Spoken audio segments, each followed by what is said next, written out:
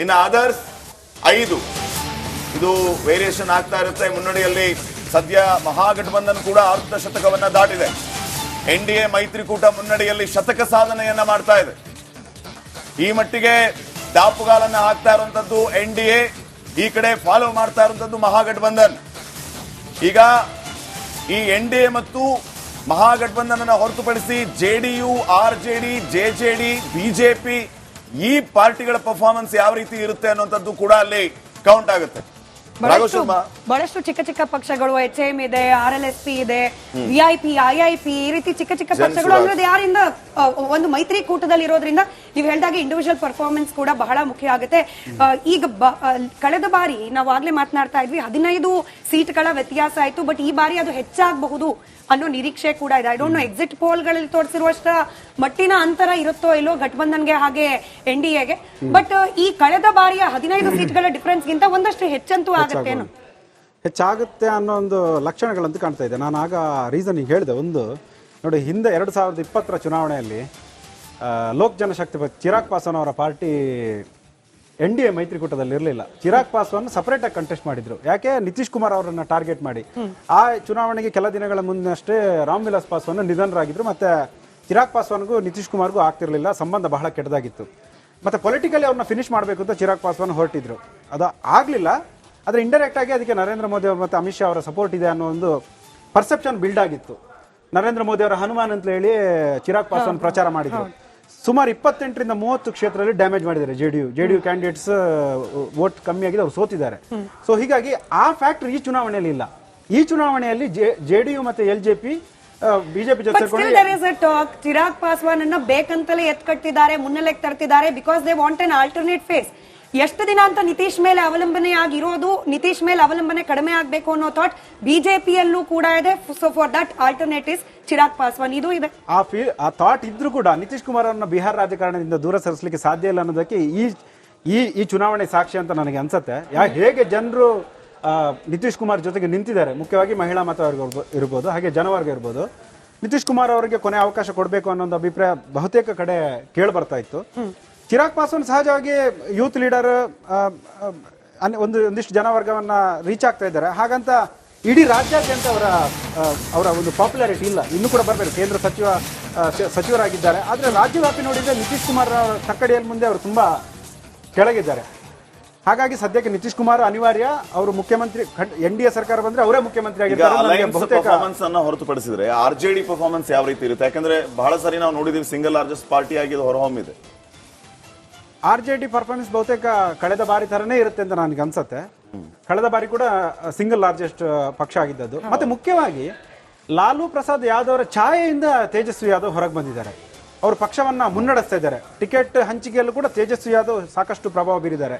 ಲಾಲೂ ಪ್ರಸಾದ್ ಖಂಡಿತವಾಗಿ ಕೂಡ ಹಿಂದೆ ನಿಂತ್ಕೊಂಡು ಮಾರ್ಗದರ್ಶನ ಮಾಡೋದು ಅಥವಾ ಇನ್ನೊಂದು ರೀತಿಯಲ್ಲಿ ಹೆಲ್ಪ್ ಮಾಡೋದು ಮಾಡಿದ್ದಾರೆ. ಆದ್ರೆ ಇಡೀ ಪಕ್ಷವನ್ನು ಮುನ್ನಡೆಸಿರೋದು ಮತ್ತೆ ತೇಜಸ್ವಿ ಯಾದವ್ ಇಡೀ ಬಿಹಾರದಲ್ಲಿ ಹೈಯೆಸ್ಟ್ ಪ್ರಚಾರ ಮಾಡಿರೋದು, ರ್ಯಾಲಿಗಳನ್ನು ನಡೆಸಿರೋದು ತೇಜಸ್ವಿ ಯಾದವ್. ಅದರ ಹಿಂದೆ ನಿತೀಶ್ ಕುಮಾರ್ ಇದ್ದಾರೆ, 86-87 ರ್ಯಾಲಿಯನ್ನು ಮಾಡಿದ್ದಾರೆ. ನಿತೀಶ್ ಕುಮಾರ್ 85 ಮಾಡಿದ್ದಾರೆ. ಇನ್ನೊಮ್ಮೆ ನಿತೀಶ್ ಕುಮಾರ್ ಅವರ ಪ್ಲಸ್ ಪಾಯಿಂಟ್ ಏನು ಅಂತ ಹೇಳಿದ್ರೆ, ಅವರಿಗೆ ಮಾನಸಿಕ ಅಸಮತೋಲನ ಇದೆ, ಮಾನಸಿಕವಾಗಿ ಸರಿ ಇಲ್ಲ ಅಂತ ಹೇಳ್ತಾರೆ. ಮಾನಸಿಕವಾಗಿ ಅಥವಾ ದೈಹಿಕವಾಗಿ ಸರಿ ಇಲ್ಲದ ವ್ಯಕ್ತಿ 85 ರ್ಯಾಲಿ ಮಾಡ್ಲಿಕ್ಕೆ ಸಾಧ್ಯ ಇದೆ. ಇನ್ನೊಂದು example sir, first phase election ನ ಒಂದು 2-3 ದಿನದ ಮುಂದೆ ಅಲ್ಲಿ ಮಳೆ ಬಂದಿತ್ತು. ಬಿಹಾರದಲ್ಲಿ 3 ದಿನ ಕಂಟಿನ್ಯೂಸ್ ಮಳೆ ಬಂದಿತ್ತು. ಹೆಲಿಕಾಪ್ಟರ್ ಓಡಾಡಲಿಕ್ಕೆ ಅವಕಾಶ ಇರಲಿಲ್ಲ.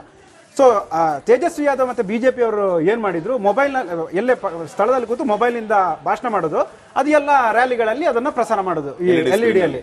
ನಿತೀಶ್ ಕುಮಾರ್ ಏನ್ ಮಾಡಿ ಐಸಾ ನಹೀ ಚಲೇಗಾ ಅಂತ ಹೇಳಿ ಇಲ್ಲಿಂದ ಇನೋವಾ ಕಾರಲ್ಲಿ 300 ಕಿಲೋಮೀಟರ್ ಹೋಗಿದ್ದಾರೆ ಸರ್. ಬೈ ರೋಡ್ ಹೋಗಿದ್ದಾರೆ. 74 ವರ್ಷದವರು. ನರೇಂದ್ರ ಮೋದಿ ಅವರು 1 ವರ್ಷ ಸೀನಿಯರ್ ನಿತೀಶ್ ಕುಮಾರ್ ಅವರಿಗಿಂತ. ಹಾಗಂತ ನಾನು ಕೂತಲ್ಲೇ ಭಾಷಣ ಮಾಡಲ್ಲ. ನಿತೀಶ್ ಕುಮಾರ್ ಅವರು ನರೇಂದ್ರ ಮೋದಿಗಿಂತ 25 ವರ್ಷ ಬಟ್ ಸರ್, ನಂಗೆ ತೇಜಸ್ವಿ ಯಾದವ್ ಅವರ ಬಗ್ಗೆ ಅಂದ್ರೆ ಕಳೆದ ಬಾರಿ ಹತ್ರ ಬಂದು ಸೋತ್ರು ಅನ್ನೋ ಒಂದು ಸಿಂಪತಿ ಕೂಡ ಇದೆ. ಹಾಗೆ ಯುವ ಮತದಾರರನ್ನ ಸೆಳೆಯುವ ಎಲ್ಲಾ ಪಾಸಿಬಿಲಿಟೀಸ್ ಅನ್ನೋ ಲೆಕ್ಕಾಚಾರಗಳು ಕೂಡ ಇದೆ. ಸೊ ಕಳೆದ ಬಾರಿಗಿಂತ ಪರ್ಫಾರ್ಮೆನ್ಸ್ ಹೆಚ್ಚು ಮಾಡ್ಕೊಳ್ಳಿಕ್ಕೆ ಬೇಕಾದ ಶತಪ್ರಯತ್ನ ಮಾಡಿದ್ದಾರೆ. ಹಾಗೆ ಲಾಲೂ ಪ್ರಸಾದ್ ಯಾದವ್ ಅವ್ರ ಮೇಲಿದ್ದ ಭ್ರಷ್ಟಾಚಾರ, ಜಾತಿವಾದ ಅಥವಾ ಆ ಮಾತಿನಲ್ಲಿರ್ತಕ್ಕಂಥ ಏನ್ ಹೇಳ್ಬೋದು, ಅದು ಪದಗಳ ಬಳಕೆ, ಇದೆಲ್ಲದರಲ್ಲೂ ಶಾರ್ಪ್ನೆಸ್ ಅನ್ನ ಕಂಡುಕೊಂಡಿದ್ದಾರೆ. ಈ ರೀತಿ ತುಂಬಾ ಪಾಸಿಟಿವ್ ಕೂಡ ತೇಜಸ್ವಿ ಯಾದವ್ ಬಗ್ಗೆ ಕೇಳೋಕ್ ಇದ್ರ ಬಗ್ಗೆ ನಂಗೆ ಸ್ವಲ್ಪ ಮಟ್ಟಿಗೆ ಸಹಮತ ಇದೆ. ಯಾಕಂದ್ರೆ ತೇಜಸ್ವಿ ಯಾದವ್ ಒಟ್ಟಾರೆ ಅವರು ಸಾರ್ವಜನಿಕ ಭಾಷಣಗಳಲ್ಲಿ ತಮ್ಮ ಎದುರಾಳಿಗಳ ಬಗ್ಗೆ ಹಗುರವಾಗಿ ಮಾತಾಡಲಿಲ್ಲ. ರಾಹುಲ್ ಗಾಂಧಿ ಅವ್ರಿಗೂ ಇರೋ ವ್ಯತ್ಯಾಸ ಅದೇ. ರಾಹುಲ್ ಗಾಂಧಿ ನಿರಂತರವಾಗಿ ಅವ್ರ ಆಂಟಿ ಮೋದಿ ಕ್ಯಾಂಪೇನ್ ಇದ್ದೇ ಇರುತ್ತೆ. ಓಟ್ ಚೋರಿ ಅಂತ ಪ್ರಿಯಾಂಕಾ ವಾದ್ರಾ ಮತ್ತು ಇವ್ರು ಮಾತಾಡ್ತಾ ಬಂದ್ರೆ ಇವರೆಲ್ಲೂ ಓಟ್ ಚೋರಿ ವಿಚಾರ ಎತ್ತಿಲ್ಲ. ಅಥವಾ ನಿತೀಶ್ ಕುಮಾರ್ ಮತ್ತು ಪ್ರಧಾನಮಂತ್ರಿ ಅವ್ರ ಬಗ್ಗೆ ಎಲ್ಲೂ ಕೀಳು ಮಾತಾಡಲಿಲ್ಲ. ತನ್ನ ಧನಾತ್ಮಕ ಆಶ್ವಾಸನೆಗಳು ಅದನ್ನೇ ಹೇಳ್ತಾ ಬಂದ್ಬಿಟ್ರು. ಅವ್ರು ಬಂದಲ್ಲಿ ಪಡಾಯಿ ಕಮಾಯಿ ಎಜುಕೇಶನ್ ಎಂಪ್ಲಾಯ್ಮೆಂಟ್ ಅದನ್ನ ಕೇಂದ್ರವಾಗಿ ಇಟ್ಕೊಂಡ್ಬಿಟ್ಟು ಪ್ರಚಾರ ಮಾಡ್ತಾ ಬಂದ್ರು. ಅವ್ರ ವ್ಯಕ್ತಿತ್ವದಲ್ಲಿ, ಅವರ ವಾಕ್ಜರಿಯಲ್ಲಿ ಒಂದು ಹೊಸದನ್ನ ಕಾಣ್ತಾ ಇದೆ. ಎಲ್ಲೂ ಕೂಡ ತಮ್ಮ ತಂದೆ ತಾಯಿಗಳ ದರ್ಬಾರ್ ಏನಿತ್ತು ಆ ಜಂಗಲ್ ರಾಜ್ನ ಕರಾಳ ಛಾಯೆ ಬರ್ದಂಗೆ ನೋಡ್ಕೊಂಡ್ಬಿಟ್ಟದು. ಬಹಳ ಕೇರ್ಫುಲ್ ಆಗಿ ನೋಡ್ಕೊಂಡ್ ಬಂದಾರೆ.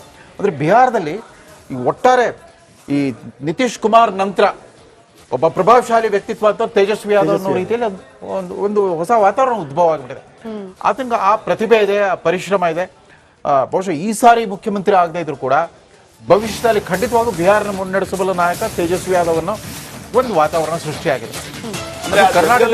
ಕರ್ನಾಟಕದಲ್ಲಿ ಕೂಡ ಬೇರೆ ಬೇರೆ ಪಕ್ಷ ಉದಯೋನ್ಮುಖ ನಾಯಕರುಗಳಿದ್ದಾರೆ. ಅವರೆಲ್ಲ ಮಂತ್ರಿಗಳ ಮಕ್ಕಳೇ. ಇವತ್ತೆಲ್ಲ MLA ಕಾರ್ಯಕರ್ತರಾಗಿರ್ತಾರೆ, MLA ಮಕ್ಕಳು MLA ಆಗ್ತಾರೆ, ಮಂತ್ರಿಗಳು ಮತ್ತು ಮಂತ್ರಿಗಳಾಗ್ತಾರೆ. ಈ ಕುಟುಂಬ ರಾಜಕಾರಣದ ಆರ್ಭಟದಲ್ಲಿ ಅದೆಲ್ಲ ಇದ್ರು ಕೂಡ ತೇಜಸ್ವಿ ಯಾದವ್ ಒಂದ್ ಕಡೆ, ಇವನ್ ಚಿರಾಗ್ ಪಾಸ್ವಾನ್ ಕೂಡ ಒಳ್ಳೆ ಸಂಸದೀಯ ಪಟು, ಒಂದು ಕರಿಷ್ಮಾ, ತಂದೆ ಆದ ಒಂದು ವರ್ಚಸ್ಸು.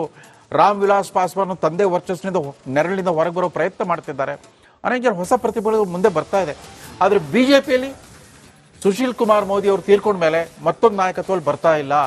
ಸಾಮ್ರಾಟ್ ಚೌಧರಿ ಅಂತ ಇದಾರೆ ಬಿಜೆಪಿ ನಾಯಕರು, ಬಟ್ ಅವ್ರಿಗೆ ಆ ವರ್ಚಸ್ಸಿರು ಇದಕ್ಕಿಂತ ಹೊರಹೊಮ್ಮಿರೋ ಹೆಸರು ಅದು. ಸೊ ನಿತೀಶ್ ಕುಮಾರ್ ವ್ಯಾಕ್ಯೂಮ್ ತುಂಬಲಿಕ್ಕೆ ಬಹಳ ಕಷ್ಟ ಇದೆ NDA ಮೈತ್ರಿಕೂಟಕ್ಕೆ ಕೂಡ.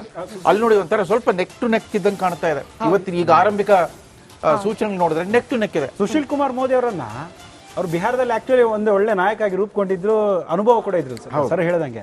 ಆದ್ರೆ ಅವ್ರನ್ನ ಮತ್ತೆ ಅವ್ರಿಗೆ ಮನ್ಸಿರ್ಲಿಲ್ಲ, ದೆಹಲಿ ಕರ್ಸ್ಕೊಂಡ್ರು, ರಾಜ್ಯಸಭೆ ಮೆಂಬರ್ ಮಾಡಿದ್ರು. ಅವ್ರೀಗ ನಿಧನ ಹೊಂದಿದ್ದಾರೆ, ಆರೋಗ್ಯ ಸಮಸ್ಯೆ ಆಯ್ತು ಅವರಿಗೆ, ಕ್ಯಾನ್ಸರ್ ಆಯ್ತು ಅವರಿಗೆ. ಬಟ್ ಅಂದ್ರೆ ಡೆಲ್ಲಿ ಅವ್ರ ಮೆಂಟಾಲಿಟಿ ಹೆಂಗಿರುತ್ತೆ ಅಂತ ಹೇಳಿ, ಅವ್ರ ನಾಯಕತ್ವ ಯಾಕೆ ಬೆಳೆಸಿಲ್ಲ ಅಂತ ಹೇಳಿದಕ್ಕೆ ಅವರೇ ಉತ್ತರ ಕೊಡಬೇಕು. ಈಗ ಒಂದು JDU ಅಥವಾ RJDಯಲ್ಲಿ ಹೇಗೆ ಒಂದು ಪ್ರಭಾವಿ ನಾಯಕತ್ವ ಇದೆ, ಆ ರೀತಿಯ ನಾಯಕತ್ವ ಇಲ್ಲ. ಸಾಮ್ರಾಟ್ ಚೌಧರಿ ಮುಖ್ಯಮಂತ್ರಿ ಆಗ್ಬೇಕು ಅಂತ ಯಾರು ಹೇಳೋದಿಲ್ಲ. ಸುಶೀಲ್ ಕುಮಾರ್ ಮೋದಿ GST ಕೌನ್ಸಿಲ್ ಅಸ್ತಿತ್ವಕ್ಕೆ ಬಂದಮೇಲೆ ಆ GST ಅನೇಕ ಸುಧಾರಣೆಗಳು ತರಲಿಕ್ಕೆ, ಅದರ ಕಾರ್ಯವೈಖರಿಯಲ್ಲಿ ಒಂದು ಶಿಸ್ತನ್ನು ತರೋದ್ರಲ್ಲಿ ಸುಶೀಲ್ ಕುಮಾರ್ ಮೋದಿ ಅವ್ರ ಪಾತ್ರ ಬಹಳ ದೊಡ್ಡದಾಗಿತ್ತು. ಯಾಕಂದ್ರೆ ಎಲ್ಲ ರಾಜ್ಯಗಳ ಹಣಕಾಸು ಸಚಿವರೆಲ್ಲ ನ್ಯಾಷನಲ್ ಕೌನ್ಸಿಲ್ ಆಫ್ GST ಇರ್ತಾ ಇದ್ರು. ನಮ್ಮ ಕರ್ನಾಟಕದ ಮುಖ್ಯಮಂತ್ರಿಗಳು ಹೋಗ್ತಿರಲ್ಲ, ಯಾವಾಗಲೂ ಕೃಷ್ಣ ಬೈರೇಗೌಡರನ್ನೇ ಕಳಿಸ್ತಾ ಬಂದಿದ್ದಾರೆ. ಅವ್ರು BJP ಅವರು ಯಾವಾಗಲೂ ಬೊಮ್ಮಾಯಿ ಅವ್ರನ್ನ ಕಳಿಸ್ತಾ ಇದ್ರು. ಬಟ್ ಅಲ್ಲಿ ಸುಶೀಲ್ ಕುಮಾರ್ ಮೋದಿ ಆ ರೀತಿ ಕಾರ್ಯಕ್ರಮಕ್ಕೆ ಸ್ವಾಗತ. ಸ್ವಾತಿ, ಒಂದು ಪ್ರಶ್ನೆ ಮಾಡೋಕ್ ಮುಂಚೆ ಶ್ರೀಪಾದ್ ಅವ್ರು ಬಹುಶಃ ರವೀಂದ್ರ ಜಂಗಲ್ ರಾಜ್ ಅನ್ನುವಂತ ಒಂದು ಮನಸ್ಥಿತಿಯನ್ನ ದೂರ ಮಾಡೋದಕ್ಕೆ ಸಾಧ್ಯನೇ ಆಗ್ಲಿಲ್ವಾ ಅಂತ ತೇಜಸ್ವಿ ಯಾದವ್ ಕೂಡ ಅಧಿಕಾರದಲ್ಲಿದ್ದ. ಜಂಗಲ್ ರಾಜ್ ಅದ್ರ ಜೊತೆಗೆ ಈ ಸಾರಿ ದೊಡ್ಡ ಚರ್ಚೆ ಆಗಿದ್ದಲ್ಲಿ SIR ಚುನಾವಣಾ ಆಯೋಗವೇ ಒಂದು ಅಭ್ಯರ್ಥಿ ಆಗೋಗ್ಬಿಡ್ತು.